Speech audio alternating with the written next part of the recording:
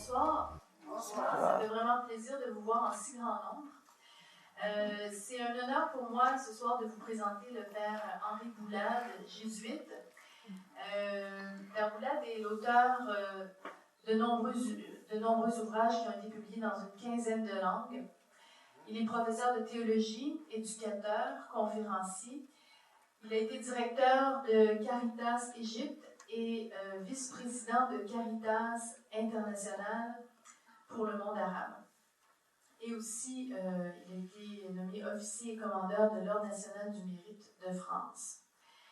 Donc, comme Lucie vous disait, il vient de publier chez Mediapol La foi et le sens, un livre où il pose la question: est-ce que la foi chrétienne a encore un sens aujourd'hui? Il faut bien le dire, pour beaucoup, elle est devenue, il le dit dans le livre lui-même, une pièce de musée à laquelle on demeure plus ou moins attaché ou qu'on rejette selon les différentes sensibilités. Mais il nous pose une question, ma foi, troublante. Il nous dit, au fond, le Dieu qu'on peut rejeter, est-ce que c'est le vrai Dieu? Si par vrai Dieu, on entend la source de notre existence, le Dieu qui fait partie de notre être, qui nous colle à la peau, est-ce qu'on n'aurait pas à le redécouvrir et comme tel? Et il répond brillamment à cette question dans le livre. Et à l'heure de la nouvelle évangélisation, un mouvement qui a été lancé là, dans l'Église pour redécouvrir les sources de la foi chrétienne, il nous propose des réflexions qui renouvellent véritablement la manière de comprendre notre foi et qui nous la font à nouveau goûter dans toute sa saveur, dans son éternelle actualité. Non pas comme quelque chose de théorique, mais comme quelque chose de vital, d'existentiel. Et le 4e chapitre de son livre s'intitule « La vie a-t-elle un sens ?» et c'est le sujet, au fond, de la conférence de ce soir. Alors, je vais laisser Père Boulade vous en parler et je vous souhaite une très bonne soirée.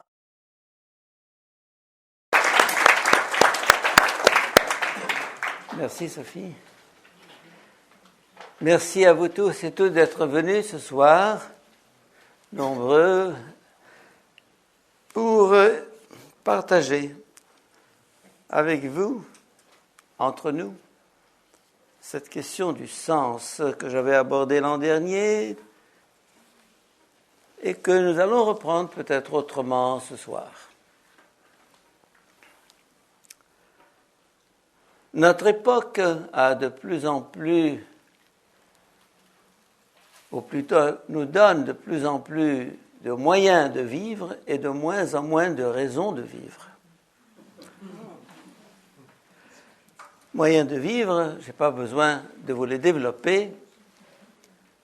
Surtout au Canada, on a tout.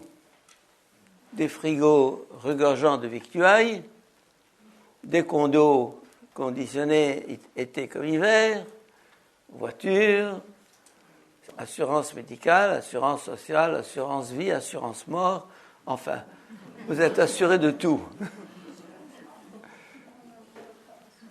Mais pourquoi vivre? Pourquoi vit-on? Ma vie a-t-elle un sens? Le monde a-t-il un sens? Et ce n'est pas un hasard que les pays les plus développés économiquement comptent le taux le plus élevé de suicide. Danemark, pays scandinaves, Canada, je n'ai pas de statistiques. Oui? Québec, oui. Beaucoup. Les jeunes. Donc, on a la jeunesse, on a l'énergie, on a la santé, on a tout. Et plus on a, plus on sent un vide existentiel au fond de soi. D'où cette question, ma vie a-t-elle un sens? Vaut-elle la peine d'être vécue? Je partirai du non-sens, c'est-à-dire de ceux qui ont posé la question en profondeur, notamment Jean-Paul Sartre, dont toute l'œuvre est marquée par cette question du sens et du non-sens. L'être est sans raison, sans cause et sans nécessité. Dans l'être et le néant. L'être est sans raison, sans cause et sans nécessité. Tout existant naît sans raison, se prolonge par faiblesse et meurt par rencontre. La nausée. Je ne sais pas si vous avez lu ce roman de Sartre, qu'il a repris de façon plus métaphysique, plus systématique dans l'être et le néant. Il se trouve un jour dans un jardin public de Paris, devant un arbre, devant une racine, une grosse racine tordue, hideuse, visqueuse, et il est là à regarder cette racine. Et à partir de cette contemplation, si on peut ainsi s'exprimer, il a la nausée. Et voilà un peu ce qu'il nous dit. La vie est une entreprise manquée de bout en bout. Encourageant. Quelque chose de parfaitement indifférent, de fade, de sans goût, qui, lorsqu'on s'en rend compte, vous tourne le cœur et vous donne la nausée. Eh bien, il a peut-être exprimé et peut-être provoqué aussi ce sens de vide existentiel qui habite nos contemporains et notamment les plus jeunes, comme on le disait tout à l'heure.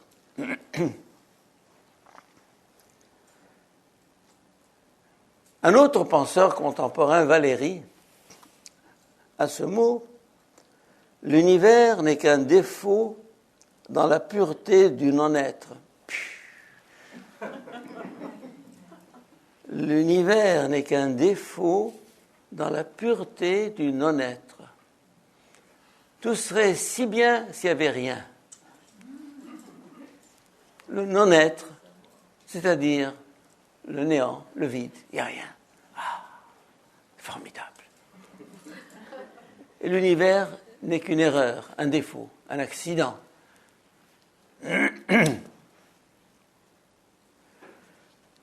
Ces phrases-là sonnent de façon très juste quand on connaît un peu le mal-vivre de la jeunesse d'aujourd'hui, et pas seulement de la jeunesse. Et pourtant,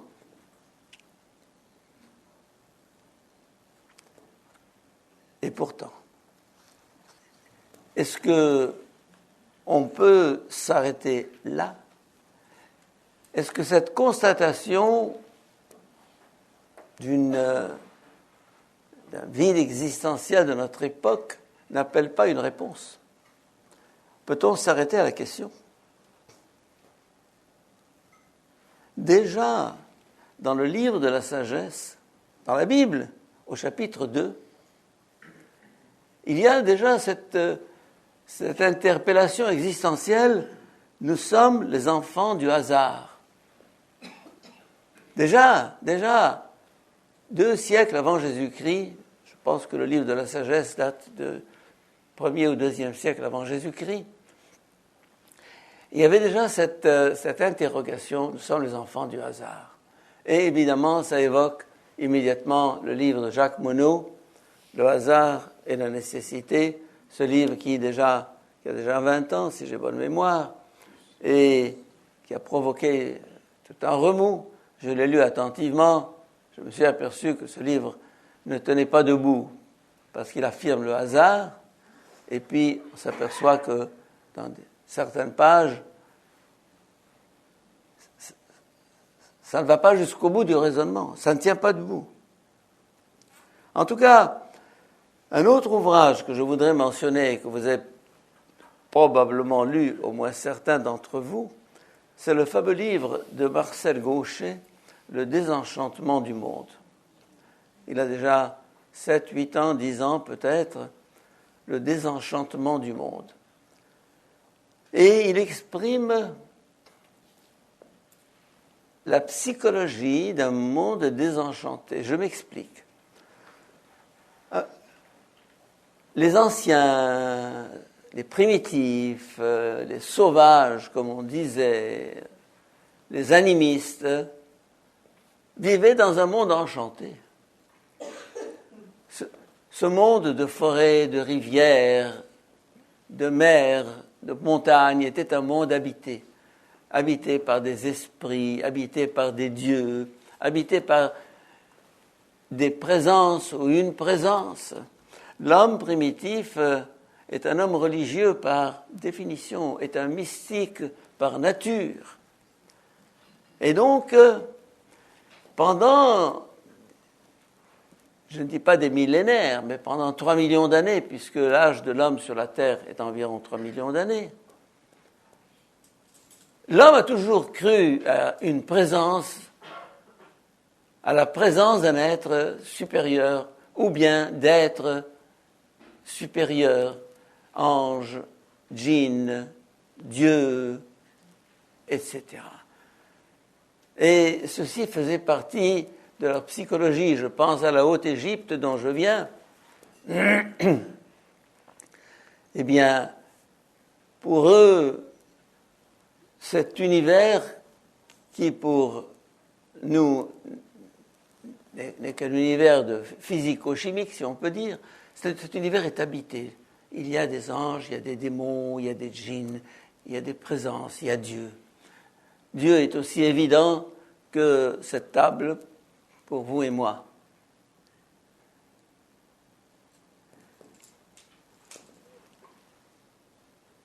Et la question qui se pose est de savoir qui a raison et qui a tort. Qui est dans l'illusion et qui est dans la vérité. On peut dire, heureusement que la science moderne nous a débarrassés de ces superstitions. Heureusement que Descartes et Kant nous ont permis de dépasser cette mentalité mythologique. Maintenant, nous savons où est le réel, où est la vérité.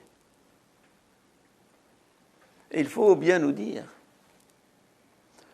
que ça a commencé avec un religieux, Roger Bacon, un moine irlandais, au XIIIe siècle, qui a inauguré ce qu'on appelle la science expérimentale,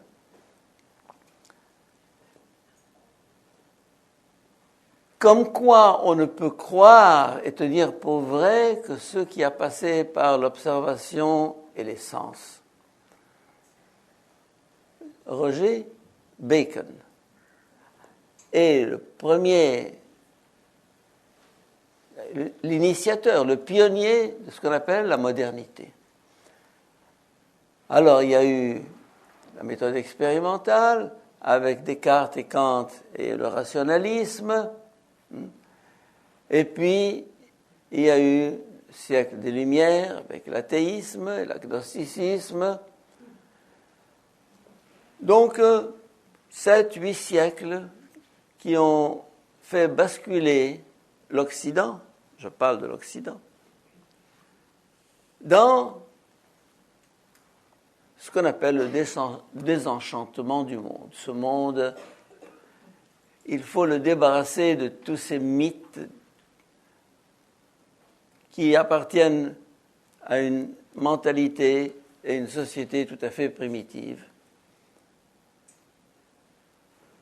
Alors maintenant, on croit dans la vérité parce qu'on ne croit qu'à ce qu'on voit, qu'à ce qu'on touche, qu'à ce qu'on constate, qu'à ce qu'on prouve. Et entre parenthèses, c'est que cet athéisme contemporain, ou cet agnosticisme, est en train d'arriver en Égypte au triple galop. En Égypte, mais je viens de vous dire que l'Égypte était un pays essentiellement religieux, où Dieu faisait partie du quotidien. Oui, c'est vrai. Mais toute une frange de la jeunesse, et pas seulement de la jeunesse, des adultes aussi, commence à nier Dieu.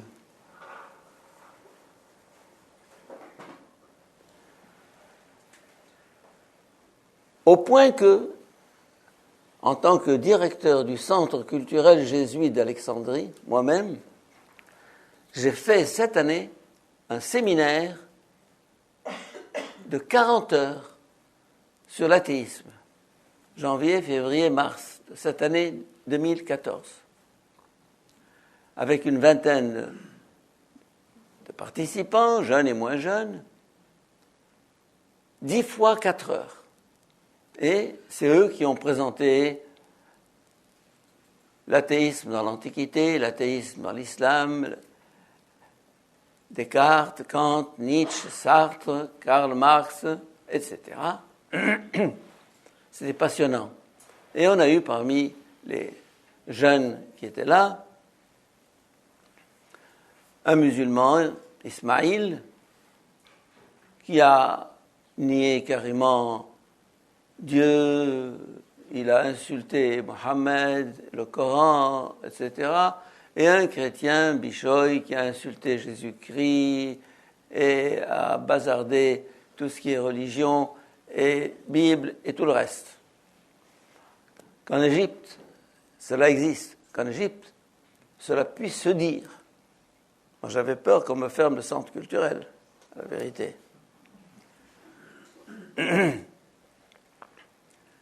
C'est nouveau. Et je lisais il y a une semaine que le chiffre des athées en Égypte serait de 2 à 3 millions. Ce qui est énorme. En quelques années, c'est un phénomène qui est tout récent. Et là encore, je voudrais signaler que l'université Al-Azhar, la fameuse université qui est la référence de l'islam sunnite, a publié un premier numéro sur l'athéisme avec un petit livret à côté et un second numéro le mois dernier, toujours sur l'athéisme. C'est donc qu'il y a une question qui se pose. Et on pourrait peut-être dire que l'Occident a ouvert la porte et que le reste du monde est en train de s'engouffrer par cette brèche. Mais la question que je pose est la suivante.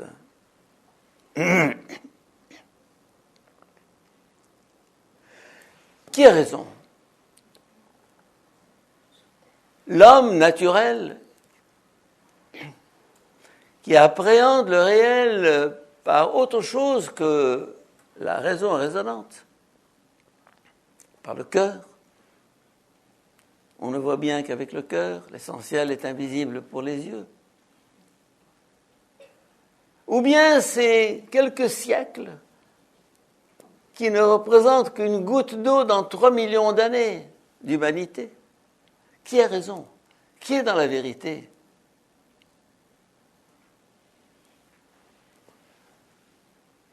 Hein? Oh oui, c'était des primitifs, ils ne pensaient pas, ils ne réfléchissaient pas, ils ne comprenaient rien, etc. Attention, il y a le savoir, il y a la sagesse. Il y a le savoir, il y a la sagesse. Savoir, la sagesse. Vous comprenez? Et souvent, ils sont en relation inversement proportionnelle. Ce n'est pas pour dire que plus on sait, moins on sent, mais souvent, l'un est au détriment de l'autre. Bref, je vais entrer maintenant dans cette question du sens. Car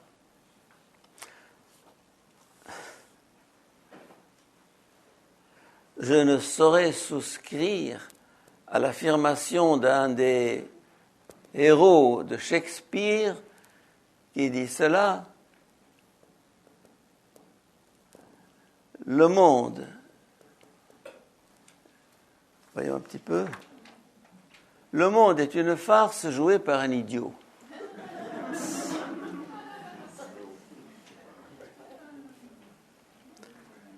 Le monde est une farce jouée par un idiot. Ça veut dire que c'est un monde sans queue ni tête, sans signification.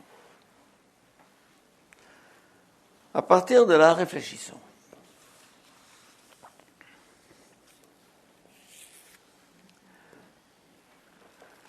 Voilà un univers qui,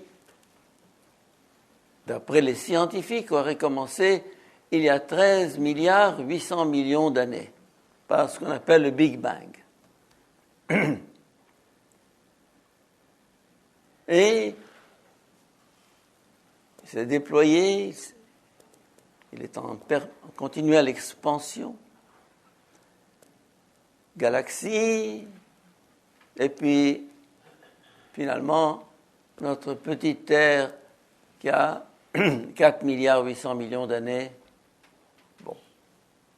Et puis se développer sur cette Terre une moisissure qu'on appelle la vie.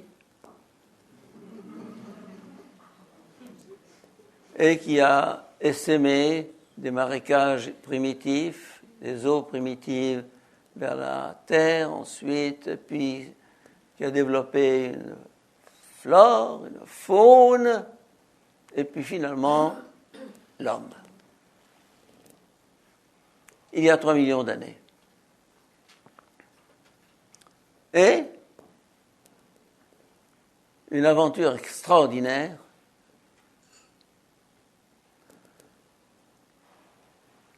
qui aboutit à ce qu'on appelle la civilisation. Et une espèce de courbe asymptotique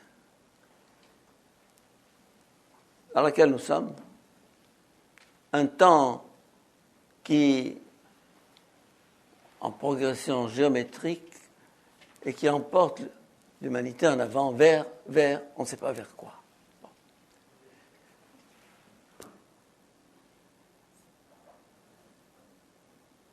Y a-t-il une logique dans ce qu'on appelle l'évolution? Je ne sais pas si beaucoup d'entre vous sont familiers de Teilhard de Chardin, qui est un de mes maîtres à penser, qui semble avoir découvert la clé d'interprétation de ce phénomène qu'on appelle l'évolution. Et il a une phrase, malheureusement je ne l'ai pas trouvée, mais je la cite de mémoire, qui dit que cet univers, pour aboutir là où il a abouti, a joué avec trop d'improbables pour qu'il soit le fruit du pur hasard. En d'autres termes, expliquer la complexité inouïe du monde actuel, de la vie, de l'être humain, du cerveau humain, par le hasard, c'est ne rien expliquer du tout. Un exemple, imaginez des caractères d'imprimerie, comme il en existait autrefois, que vous prendriez et que vous jetteriez du haut d'un immeuble, en espérant qu'un jour ces caractères d'imprimerie s'amalgameraient entre eux pour constituer un dictionnaire. N'est-ce pas? Vous allez me dire, mais au bout de plusieurs milliards d'années, peut-être qu'ils aboutiront à faire un dictionnaire. C'est impensable. Hors de question. on ne peut pas imaginer que le hasard, le pur hasard, ait pu produire le génome humain, le cerveau humain, les 100 milliards de cellules multipliées par toutes les personnes qui sont dans cette salle, et la mienne, qui permettent de réfléchir, de fonctionner, de communiquer, de comprendre. Tout ça, par hasard. Par hasard. Le hasard est une non-explication, à mon avis. Ou bien, mettez un chat sur un piano et demandez-lui de produire la 5e symphonie de Beethoven ou la 9e symphonie. Bon.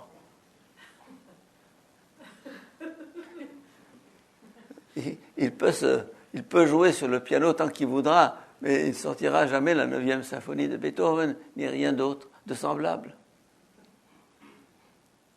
Bref, nous voulons que le hasard apporte une réponse. Il n'apporte pas de réponse. Je regrette. Mais le simple bon sens le dit. Il y a derrière ce monde infiniment complexe, ce monde orienté, ce monde qui tend vers un but, un horizon. Il y a un cerveau, il y a un esprit, il y a une pensée, il y a un sens. Voilà le sens. Ce monde vient de quelque part et va quelque part. Quel est ce quelque part? C'est une autre question. Mais il va quelque part. Il tend vers quelque chose. Et quelque chose qui n'est pas de l'ordre de l'absurde, car quand on voit le monde, quand on lit l'histoire, et quand on cherche à la déchiffrer, c'est qu'on implique et qu'on postule qu'il y a quelque chose à déchiffrer. L'homme ne chercherait pas s'il ne postulait pas inconsciemment un sens à l'univers. L'homme ne chercherait pas à l'origine de toute recherche. Il y a la certitude qu'il y a une réponse à ma question, qu'il y a une signification à chercher, à trouver.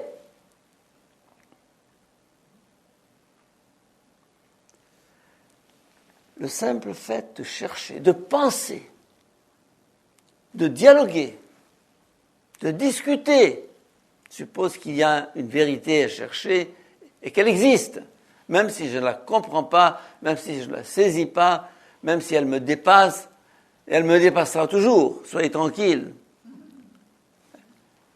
Elle existe. Il y a une vérité. Il y a un sens.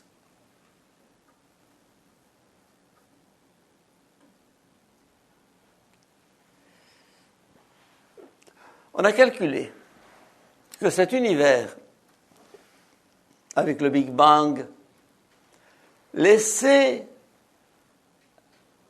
au hasard ce qu'on appelle le calcul des probabilités. C'est-à-dire que supposer qu'il n'y ait pas une pensée directrice dans cet univers. Ce que quelquefois on appelle the intelligent design. Supposer qu'il n'y ait aucune pensée directrice dans cet univers et qu'il soit laissé à lui-même.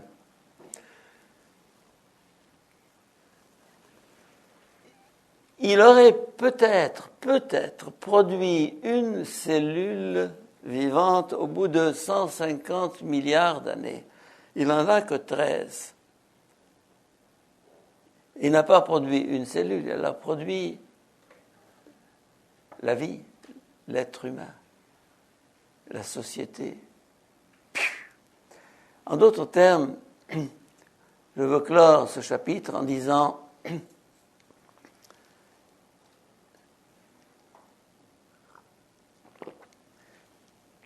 que c'est inimaginable et absurde de vouloir répondre à la question de l'univers et de l'existence par la loi du pur hasard,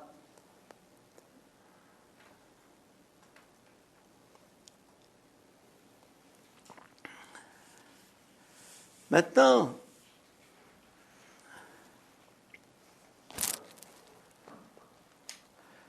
si nous examinons notre propre vie, ou la vie en général,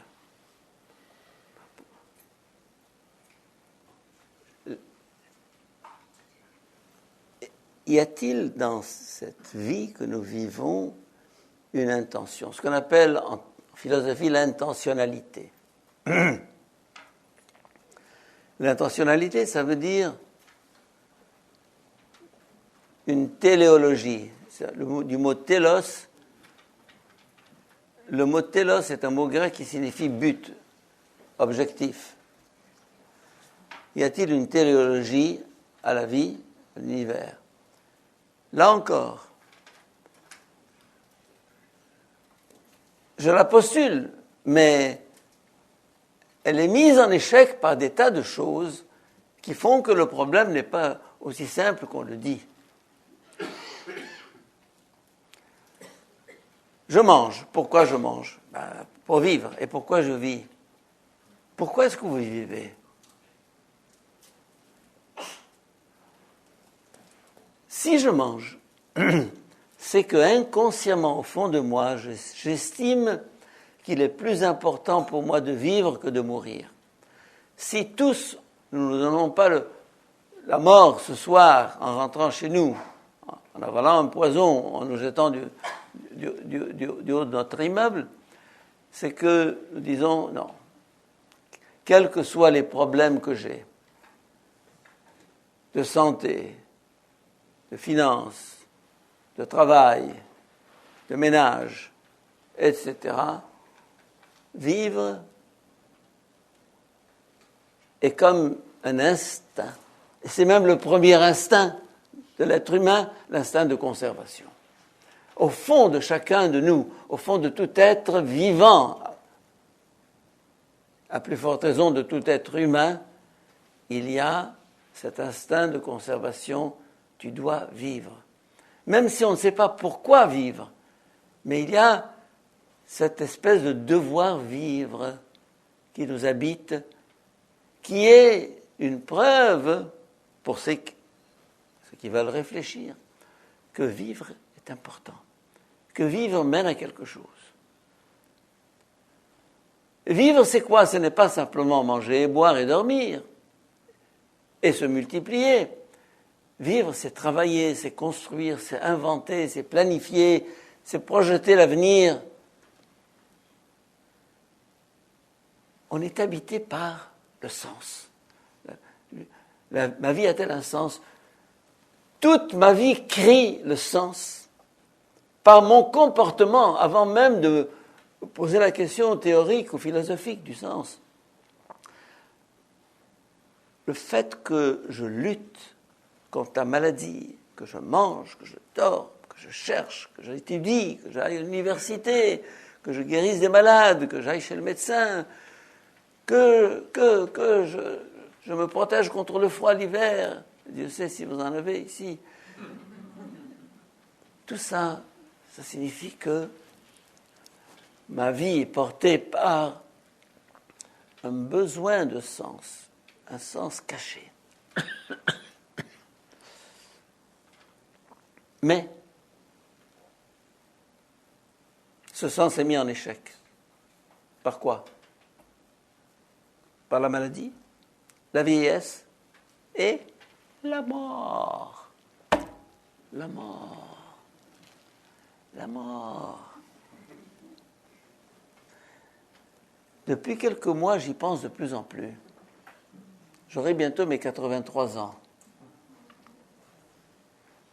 Et quand on me dit un tel est mort, quel âge? 75. Ah, 80. Ah, 85. Ah, j'ai encore peut-être pour 2 ans.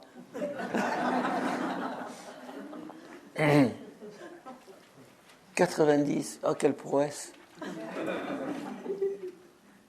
J'ai appris il y a 10 jours que l'homme le plus vieux du monde a 179 ans. C'est un Indien. Alors je vous souhaite...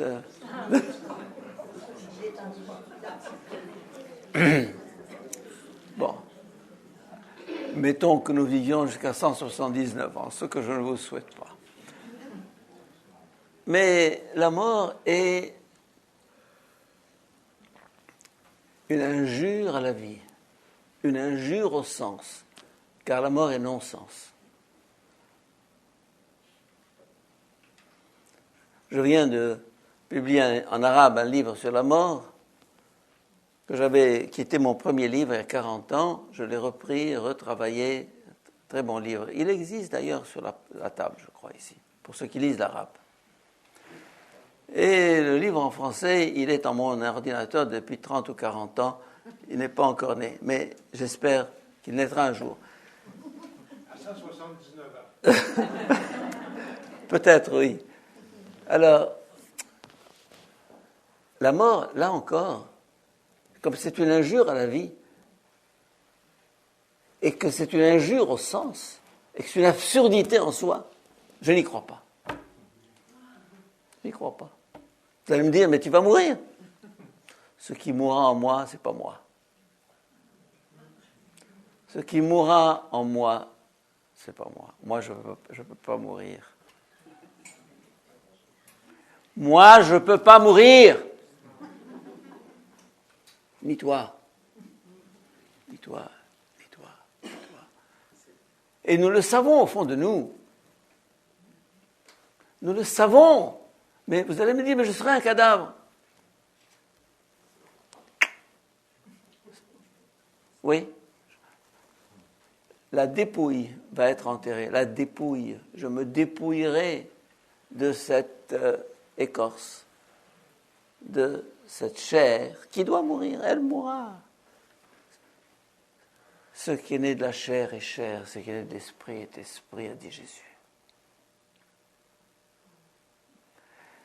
Cette chair que vous avez reçue de vos parents va mourir, doit mourir, et elle mourra.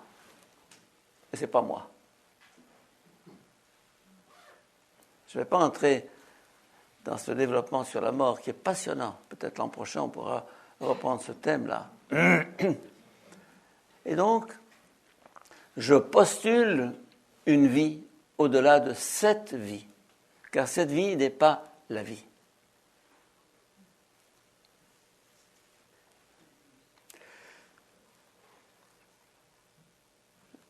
Je passe. Mais vous allez me dire, la mort et l'univers, il va continuer après moi. Oui. Jusqu'à quand? Je ne sais pas trop. En tout cas, la terre que nous connaissons, avec l'Égypte, avec le Canada, avec tout ce qui... Un jour sera absorbée par le soleil qui va la carboniser. Avant de la carboniser, il n'y aura plus de vie parce que ce sera trop chaud. Parce que le soleil, chaque jour, grossit. En transformant son hydrogène en hélium, il grossit. Puis ensuite, tous les éléments vont y passer et en grossissant, il va engloutir Mercure, Vénus, la Terre. Paf! Nous allons finir carbonisés. C'est réjouissant. Vous n'aurez plus froid ici.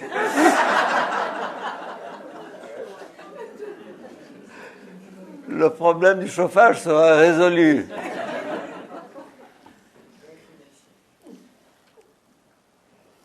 Et alors Teilhard de Chardin, incroyable cet homme, incroyable, quelle pensée.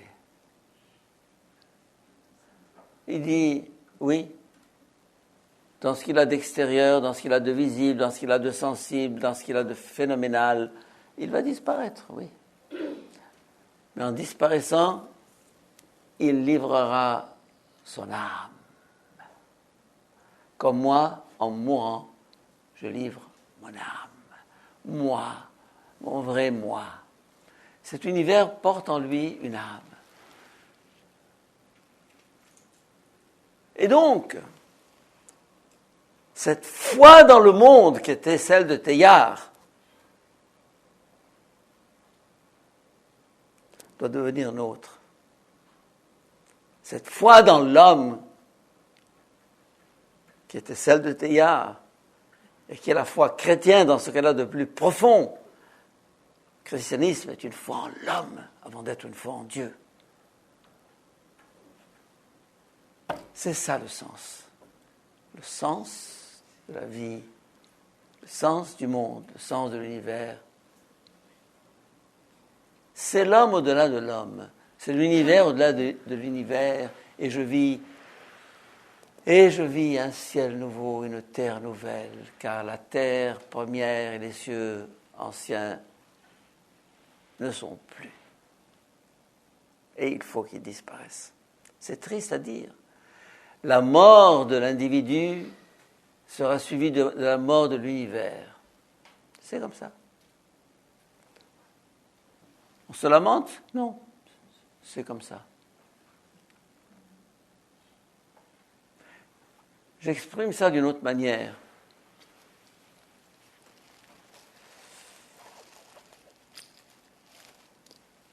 La loi de la pesanteur.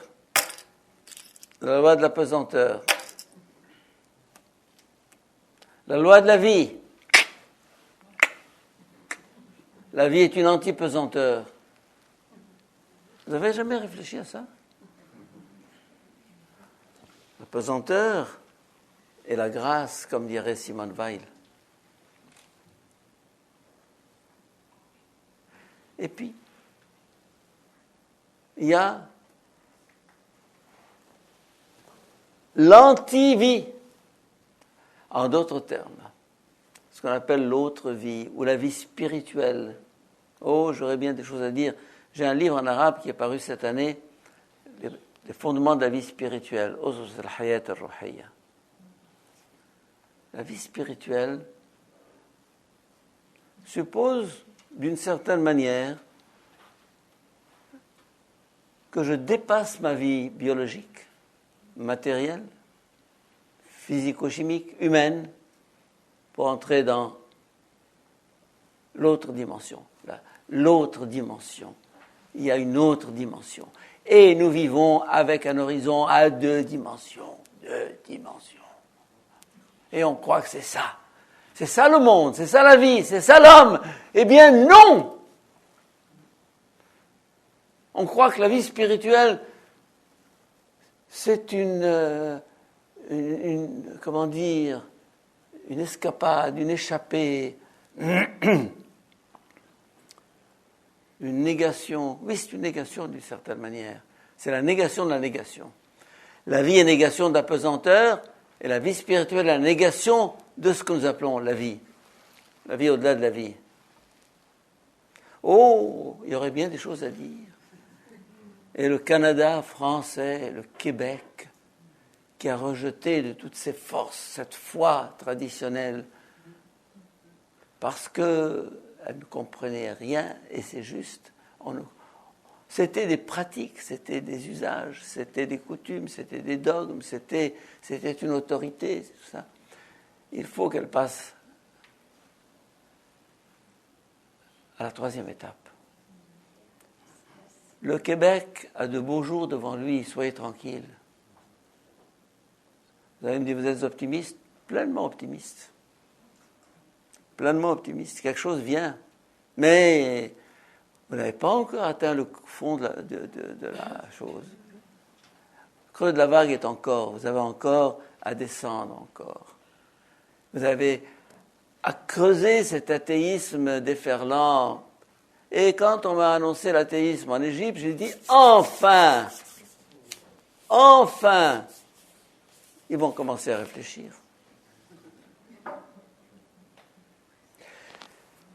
Ne croyez pas que vous soyez au bout du chemin, non. Pour ça que je suis d'un optimisme inconfusible.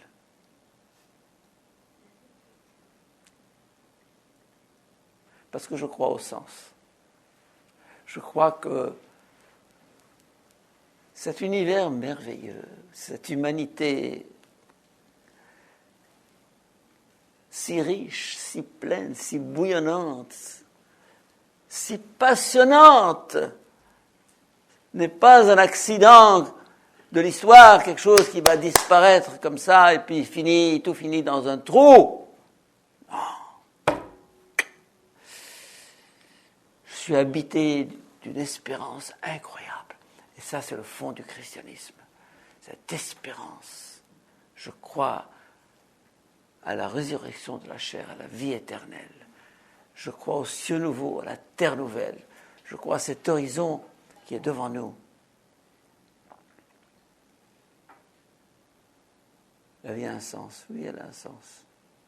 Et un sens merveilleux. Quelqu'un disait un jour, la vie est belle. L'autre lui a répondu, elle n'est pas belle, elle est passionnante. Elle est passionnante, la vie. Il faut donc sortir de cette morosité généralisée à notre époque, de ce désenchantement, cette maladie du sens, pour croire de nouveau à la vie. Je ne vais pas vous dire de croire en Dieu, parce que Dieu est un mot tellement piégé, tellement chargé de malentendus, que je préfère encore une bonne dose d'athéisme pour quelque temps. Ça purifie, ça c'est décapant. C'est décapant. Je pense à ce livre de Jean Sullivan, Dieu au-delà de Dieu. Jean Sullivan est un auteur incroyablement riche. C'est un prêtre français qui se promène les mains dans les poches avec son polo comme ça dans la campagne. Et puis il vous sort des textes brillants, bouleversants. Dieu au-delà de Dieu.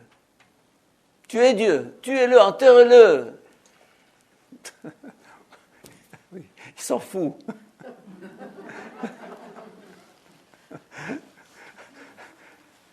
Comme vous disiez tout à l'heure, Dieu, il nous colle à la peau. Celui dont vous pouvez vous débarrasser, ce n'est pas lui. C'est pour ça que rejetez Dieu, piétinez-le, bazardez-le, et vous trouverez le vrai Dieu. Le Dieu vivant. Vivant. Un Dieu qu'on peut enterrer. Ben, des profondis, je lui donne l'absolution.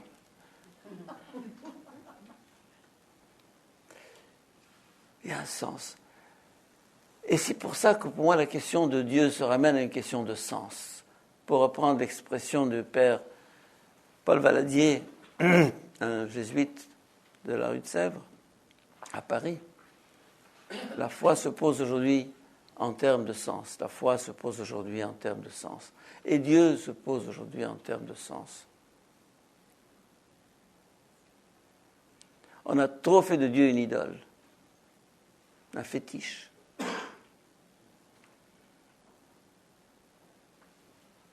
Et au nom du sens, je postule une autre vie pour l'être humain. Au nom du sens, je postule des cieux nouveaux, une terre nouvelle. Et cela sera. Car tout ne tient que par ce sens dernier. Tout est suspendu à cet horizon qui est devant nous. Vous savez, il y a deux conceptions du monde, de l'univers.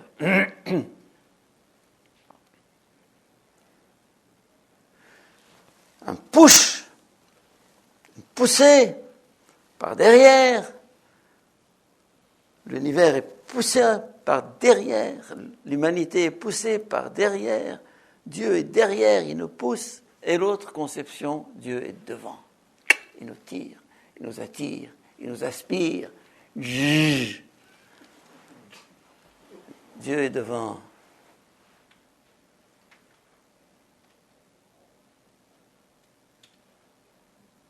Et ceci rejoint l'intuition d'Aristote, le père, enfin le philosophe, comme on l'appelait au Moyen-Âge,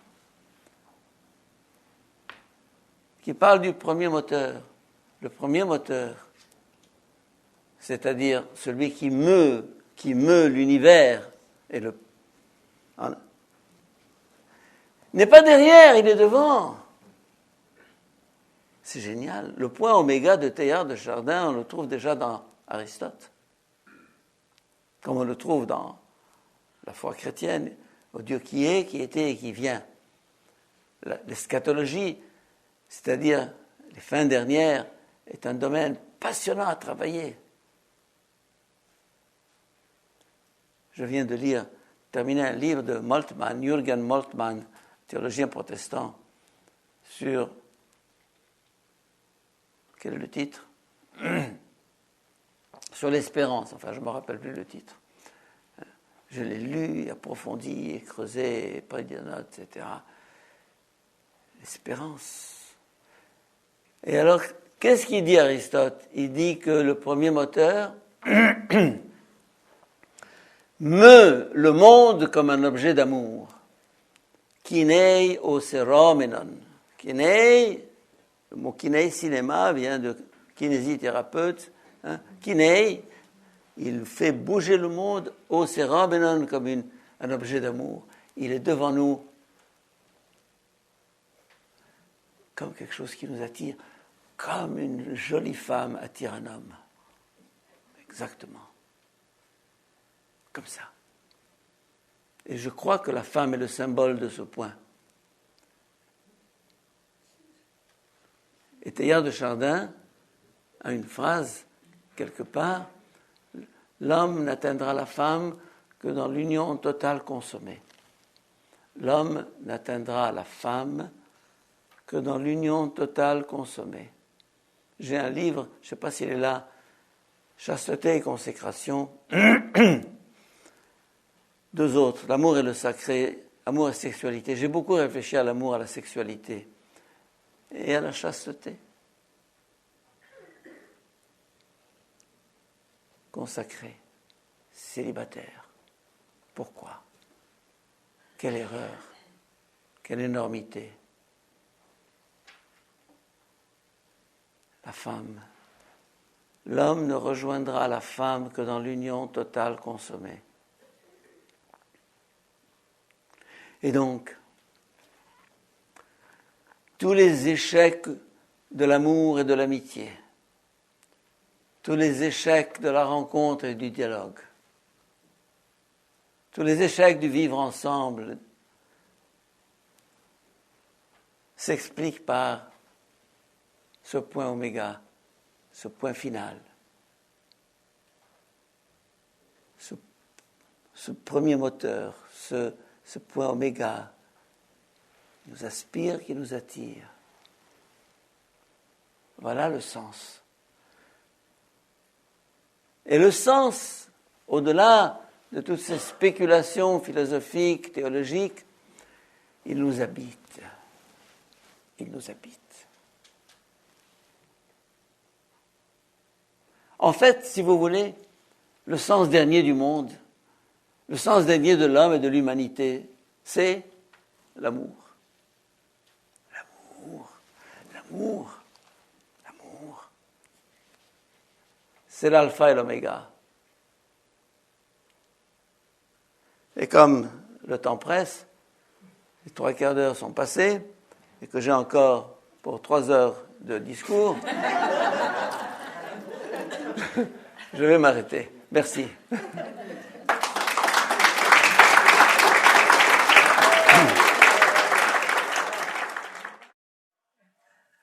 Le mal, c'est l'absence du bien. Le mal, c'est l'absence du bien. Comme la mort, c'est l'absence de vie. Comme la maladie, c'est l'absence de santé. N'est-ce pas? Comme le néant, c'est l'absence d'être. En d'autres termes, il y a un coefficient de mal dans le monde parce que ce monde n'a pas atteint sa plénitude. Il est en chemin. Et donc, cette distance entre ce que nous sommes et ce que nous devons être, entre ce monde tel qu'il est et ce monde tel qu'il doit devenir, c'est ce qu'on appelle le mal. Le mal, c'est le fait d'un monde inachevé, d'un monde en gestation, d'un monde en devenir, d'un monde en évolution, d'un monde inachevé. Un tout petit exemple. Vous avez vu un immeuble en train d'être bâti, n'est-ce pas? Et vous voyez des échafaudages, hein, et des gens s'agiter pour terminer le travail. Et vous dites, quelle horreur cet échafaudage. On n'a pas idée de mettre un échafaudage, mais qui laisse donc la construction émerger. Mais elle émergera un jour. Pour l'instant, l'échafaudage signifie que cet immeuble est en chantier. Et ce chantier signifie que ce monde est en chantier, que l'homme est en chantier, et que le mal fait partie de ce manque qui doit un jour être comblé. Donc, si vous voulez la réponse, j'en parlerai dans ma conférence sur Théâtre de Chardin, je ne sais plus c'est quel jour, vous verrez ça dans les petits... Le 10 juin. Le 10 juin. Bon. Le problème du mal est un problème éternel de toute la philosophie, de toutes les religions. Bon. C'est très bien de l'opposer, vous avez entièrement raison, mais je ne vous donne qu'une réponse très rapide qui vous oblige à vous poser la question, à réfléchir. Hein. Le mal, c'est la distance qui nous sépare du sens total de notre vocation dernière. C'est ça. Qu'il s'agisse de l'individu ou du monde.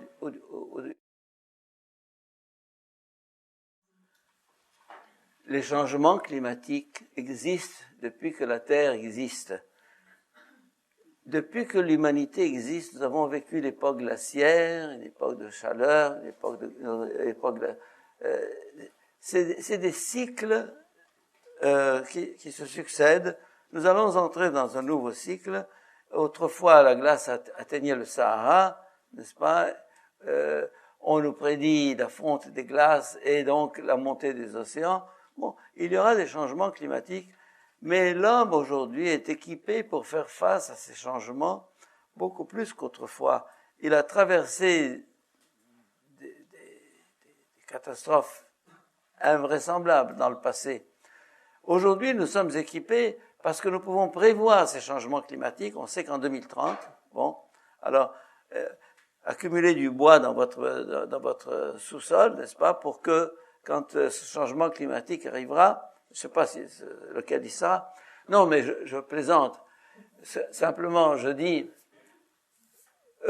ces changements climatiques, c'est des toutes petites périodes dans l'histoire de l'univers. Quand je parle de la Terre qui sera engloutie par le Soleil, vous ne serez plus là pour le vivre. Moi non plus, d'ailleurs. Ça veut dire que ça sera dans quelques milliards d'années. Bon. Alors, nous avons le temps de nous retourner entre-temps. Mais les changements climatiques. Et puis, alors, il faut vous dire aussi une mode. Il faut vous dire une chose, c'est que c'est une mode un petit peu actuellement. Les journaux sont en quête d'événements sensationnels. Et alors, ils vous sortent toutes sortes de choses qui s'avèrent ensuite n'être pas tout à fait vraies. Donc moi, je me panique pas. Je vis ma vie tranquillement. Je viens au Canada, je fais mes conférences, n'est-ce pas? Et quand le changement climatique viendra, bien il viendra. Et ce qui fait que l'homme est homme, c'est c'est le seul animal capable de s'adapter à tous les climats et à toutes les circonstances. Le seul animal, excusez le mot animal, mais nous sommes des animaux, avec tout le respect que je nous dois. Animaux, ça veut dire qu'ils ont une âme, qui sont animés. Eh bien oui, nous sommes les seuls animaux capables de prévoir l'avenir et de s'y préparer. Merci. Quand je prends l'évangile et que Jésus dit, celui qui veut sauver sa vie, qu'il la perde. Je me dis, sapristi. Et pourquoi? Pourquoi faut-il perdre sa vie pour la sauver? C'est comme ça. En d'autres termes, il y a des lois physico-chimiques, la pesanteur. Il y a des lois biologiques, la vie. et des lois spirituelles, la grâce. D'une certaine manière, il faut nier la pesanteur pour que la vie jaillisse. Il faut nier la vie pour que la grâce existe. Ça nous crispe, ça. On ne veut pas nier la vie. Nous sommes accrochés à la vie viscéralement. Viscéralement. Et c'est pour ça que l'appel de l'Évangile, l'appel de Jésus, nier sa vie. Je ne veux pas! C'est toute la révolte du Québec qui est derrière ça. Une révolte, je dirais, elle n'a pas encore compris son objet. Nous sommes viscéralement des êtres qui veulent vivre. Et Jésus nous dit, tu veux vivre? Renonce à ta vie. Un renoncement, le renoncement fait partie de cette grâce qui est la vie au-delà de la vie. J'arrive pas à m'exprimer correctement. Est-ce qu'il faut reconnaître qu'on a une vie spirituelle? En tant qu'homme, en tant que femme? Comment répéter? Est-ce qu'il faut reconnaître qu'on a une vie spirituelle et qu'il faut l'entretenir? Oui. C'est-à-dire pour que, être pleinement homme et femme. vous savez, la vie spirituelle suppose d'une certaine manière qu'on ait pleinement assumé son humanité d'abord. En d'autres termes. Un jour, je faisais une conférence à Vienne, à des psychiatres et des psychologues.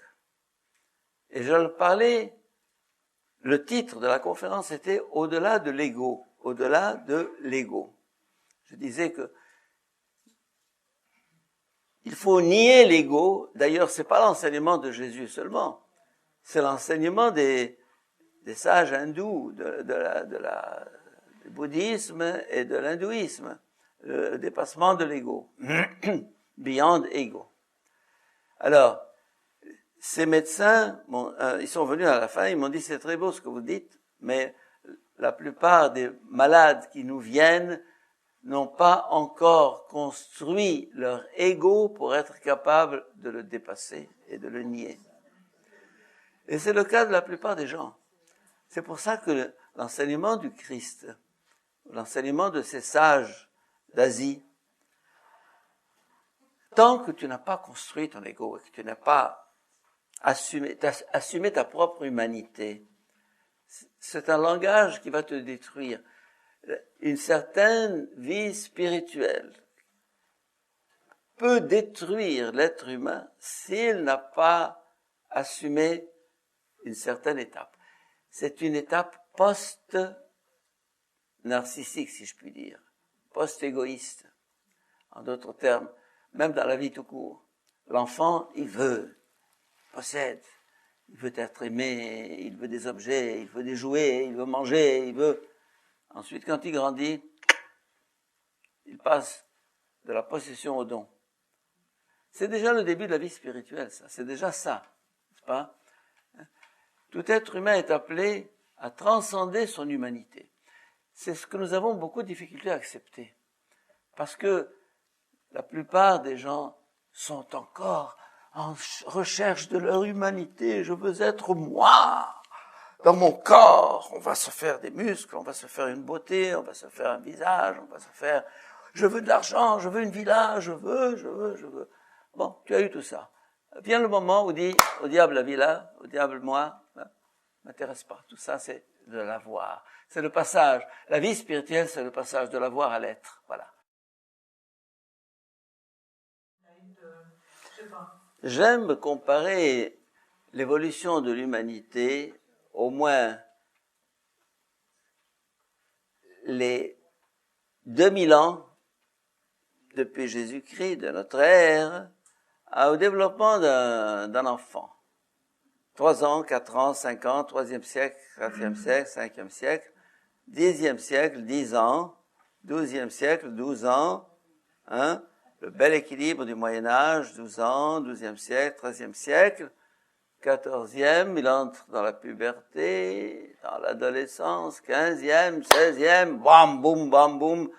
C'est la modernité et tous les bouleversements que nous connaissons, 17e, 18e, 19e, 20e, 21e, 21 ans.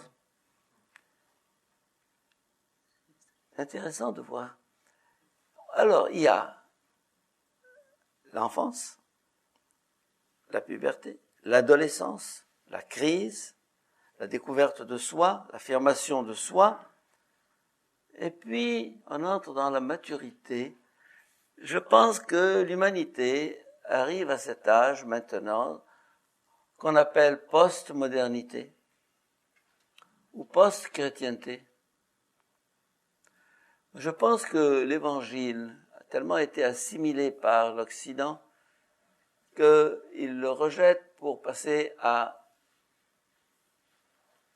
un post-évangile, un post-christianisme.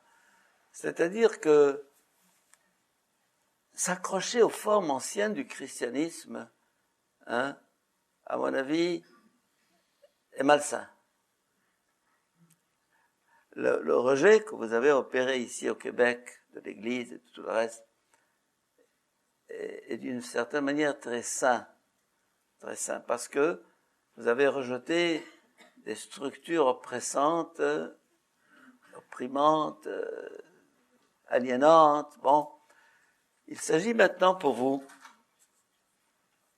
Québécois, de se dire, bon, allons-nous jeter le bébé avec l'eau du bain? C'est ça le point.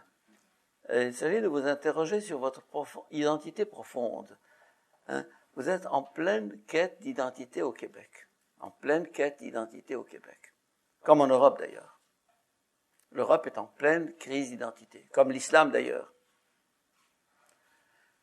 Alors, quelle est cette identité, cette post-identité, cet ego au-delà de l'ego? Alors, je suis tout à fait d'accord avec vous que l'humanité, d'une certaine manière, si on la ramène à ces 20 siècles passés, a évolué un petit peu comme un être humain, comme un individu, et que ne croyez surtout pas que vous êtes au bout de votre cheminement, surtout pas. Ne croyez pas que c'est fini, vous avez trouvé. Mais non, on n'est jamais au bout. Il y a du chemin encore. Et moi, avec mes 83 ans bientôt, le 28 août prochain, je suis en continuelle évolution, chaque jour. Vous allez me dire, vous?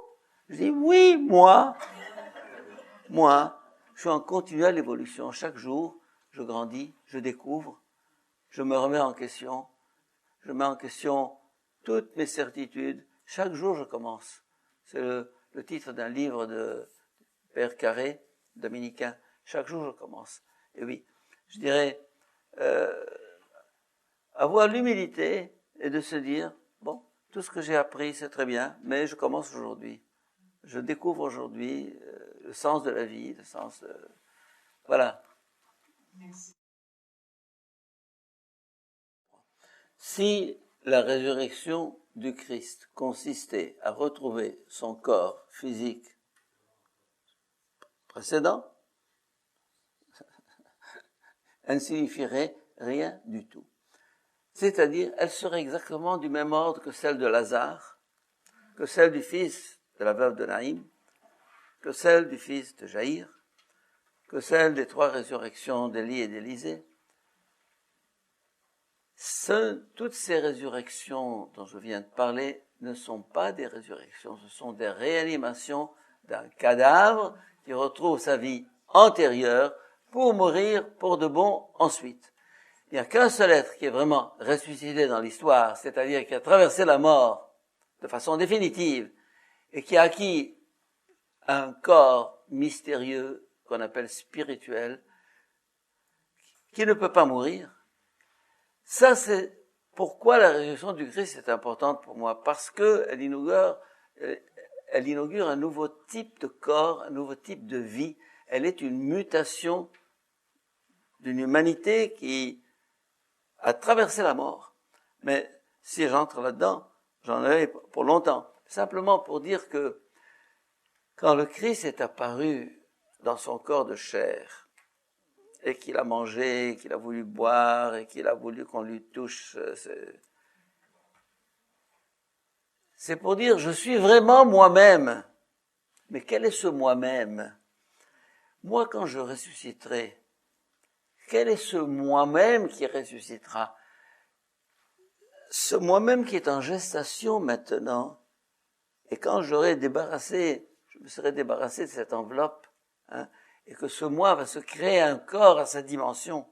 La résurrection, c'est le moi qui s'est lentement construit dans ce corps actuel, qui se crée un corps à sa dimension. C'est une naissance nouvelle. Ce que vous avez reçu de vos parents, c'est pas vous. Ce que je vois devant moi, c'est pas vous.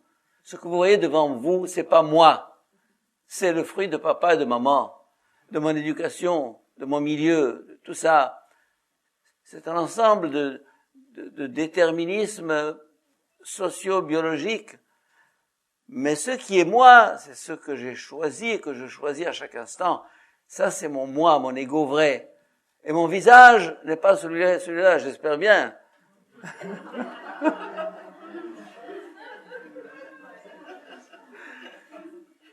Comme disait le père Duval dans une... Mais j'ose espérer, Seigneur, bien autre chose. D'ailleurs, c'est un peu la, comment dire, la grande déception d'une femme qui se retrouve devant son miroir à un certain âge canonique, n'est-ce pas? Et qui se dit, mon Dieu, c'est moi ça? C'est pas toi, non, sois tranquille.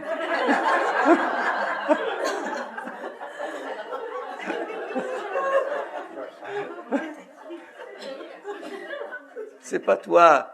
Donc, si vous voulez, d'une certaine manière, ce corps s'en va. C'est tragique.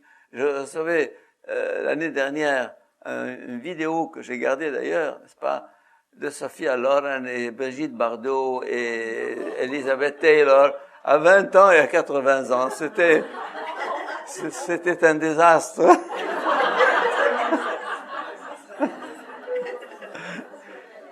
Alors, bon, vous aurez beau vous maquiller, ça ne servira à pas grand-chose, n'est-ce pas?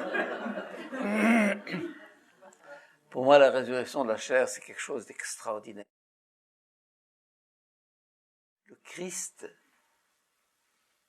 le vendredi saint et le matin de Pâques, c'est pas le même et c'est le même. C'est le même, il y a continuité. C'est pas le même, il y a discontinuité, il y a rupture, il y a mutation. De même que le papillon, c'est pas la chenille, mais c'est la chenille aussi. Bref, stop. Moi, il m'a fallu longtemps pour apprendre à lire, pas à lire matériellement, à lire un livre. Il faut, quand vous lisez un livre, cueillir ce qu'il y a de meilleur, ce qui colle à votre vie, à votre peau, à votre être. C'est ça qui va rester et qui va devenir une partie de vous-même. Alors, finalement, quelquefois on me demande, Père, combien de temps vous avez mis pour préparer cette conférence aux librairies Pauline? Eh bien, je réponds, 60 ans et une demi-heure.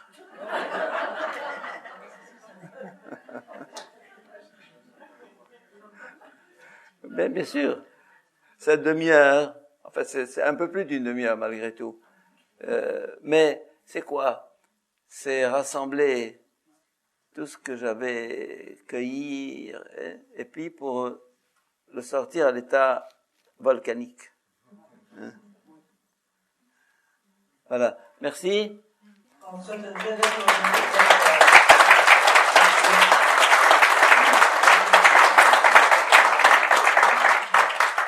Merci à vous, merci à Sophie et merci à tous ceux et celles qui ont préparé cette rencontre.